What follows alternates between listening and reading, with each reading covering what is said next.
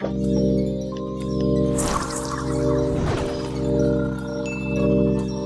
may be one of the most infamous criminals of all time, but he's also a fascinating figure. He had a lot of judges who were against him killed. That was his fight, trying to show Colombia that he was tougher than Colombia. Welcome to WatchMojo.com, and today we're counting down our picks for the top 10 most interesting facts about Pablo Escobar. El Padrino was Senor Pablo Escobar.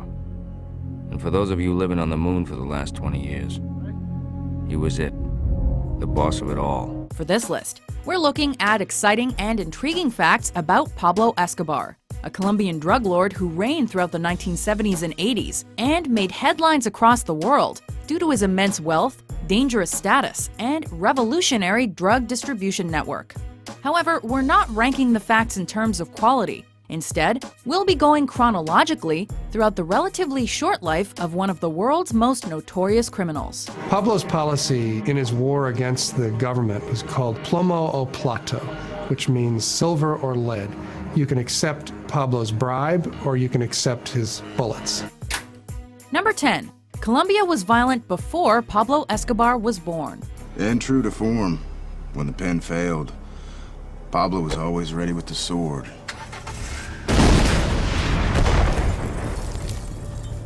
While Pablo Escobar may have contributed greatly to Colombia's violence and the perception of the country as a dangerous one, it wasn't exactly the safest place to live before he was alive either. Born the third of 7 children to a farmer and a school teacher in 1949, Escobar was immediately thrust into a hazardous society. Throughout the 1940s and 50s, Colombia was actually going through a period of political turmoil known as la violencia, which literally means the violence. This stemmed from the assassination of Liberal Party presidential candidate Jorge Eliezer Gaitán, with the ensuing civil war claiming over 180,000 lives. Number 9. Kidnapping and petty crimes made Escobar a millionaire at 22. Escobar had his sights and ambitions set on wealth and power from his teenage years, ever since he was a petty thief selling fake lottery tickets and scamming people on the street. This escalated into more serious crimes in his late teens, such as trafficking marijuana and stealing cars. In his early 20s, he dabbled in kidnapping, taking an executive from his hometown of Medellin and ransoming him for $100,000, which is roughly the equivalent of $600,000 today. All of this made Escobar a millionaire by the time he was 22. Apparently, crime does pay. He imported exotic animals, had planes, helicopters. Number 8. Escobar killed his way to the top. Nosotros también nos vamos a desaparecer. As you can imagine, a gang or crime family is bound to be full of violence and betrayal. Escobar knew that there was only one way to the top, and he took his chance. In 1975, at just 26 years old, Escobar wished to make a deal with the Medellin syndicate head, Fabio Restrepo, which involved 14 kilos of cocaine. Yet, because he was viewed merely as a petty street criminal, Escobar allegedly had Restrepo killed. He then informed Restrepo's employees that they now worked for him, effectively taking charge and beginning his ascension to drug baron. He became the king of cocaine, the titular head of the Medellin cartel. And the Medellin cartel had the reputation, well-deserved in my opinion, of being one of the most ruthless, violent, murderous criminal organizations in the world. Number 7. If he couldn't bribe you, he'd kill you. Alguien en mi organización le dé el precio callejero de mi cocaína. ¿Cómo más se enteraría usted? Escobar made many friends and acquaintances in law enforcement throughout his tenure as drug baron, often paying them off so they would turn a blind eye to his illegal practices. Plata o plomo. Obviously, not everyone took the bribe, resulting in his famous saying, plata o plomo, meaning silver or lead. In other words, take the bribe or be killed. This resulted in thousands of deaths, including the famous bombing of Avianca Flight 203, which killed 107 innocent people, and the DAS building bombing, which killed another 52. It's estimated that Escobar was behind between 4,000 and 5,000 deaths in total. There was no institution that was safe from Pablo Escobar. Number 6. His pilots could earn up to $500,000 per flight. Pues vayamos directo al grano. Es que León nos comentó que vos estás transportando bastante marihuana en esos aviones. Así es. ¿Y más o menos cuánto por vuelo? ¿A dónde? Miami. Before Escobar hit it big, he would personally fly small planes into the United States, with cocaine hidden in the tires. However, once his business took off, he began to employ professional pilots who would smuggle in tons of cocaine for him. Oh, and we're not being vague here. We mean that they would literally fly tons, as much as 11 tons on one flight. And, depending on how much coke a given pilot was able to smuggle across, he could make up to $500,000 per flight. With a paycheck like that, it's no wonder Escobar's employees were so happy. Number 5. He was insanely rich. But no matter what they did, they couldn't hide all that money. It just kept coming in. Yep, being a drug baron is a sure way to make some good money, right? No, we mean he was insanely rich. As in, officially recognized as the 7th richest man in the world by Forbes Rich.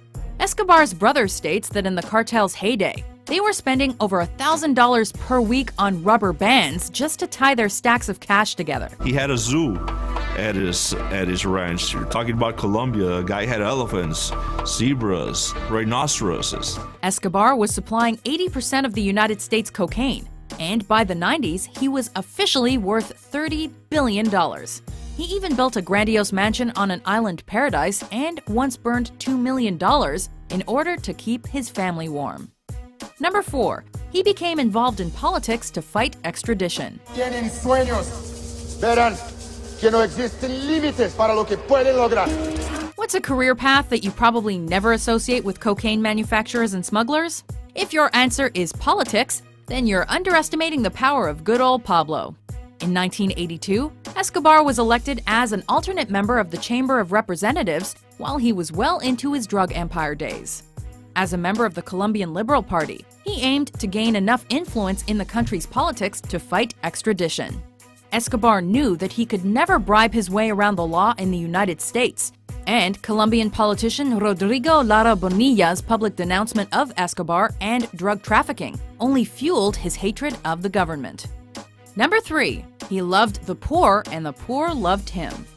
Often considered a modern-day Robin Hood, Escobar often gave much of his riches to the poor, which garnered him praise and devotion. We have an altar dedicated to Pablo Escobar because we believe that he was a very good man, and good men go to heaven. In fact, there's a neighborhood in Medellin that still bears his name. Escobar was well known for his contributions to the city, which included sponsoring local children's football teams and building sports complexes, schools, and churches for the poor.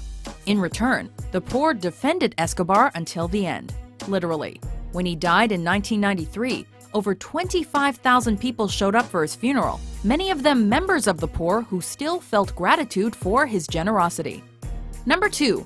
He caused Colombia to become the murder capital of the world.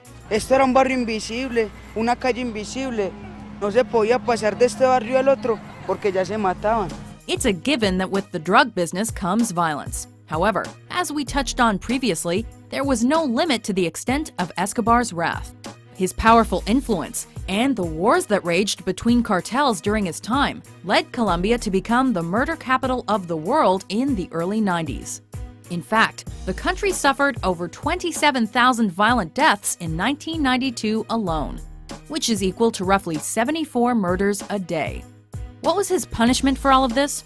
A personally designed jail, complete with a waterfall, bar, jacuzzi, and personal football field. To say he got off easy is a massive understatement. And Escobar's reach was long. Barry Seal refused federal protection. And he met his end in a parking lot in Baton Rouge. Whoops. Number 1. The end game. You're facing an enemy who's trying to kill you. In those kind of circumstances, the ultimate goal is to succeed, is to win, not to necessarily play by the rules. What was the final result for Escobar? Let's just say it didn't turn out well for him.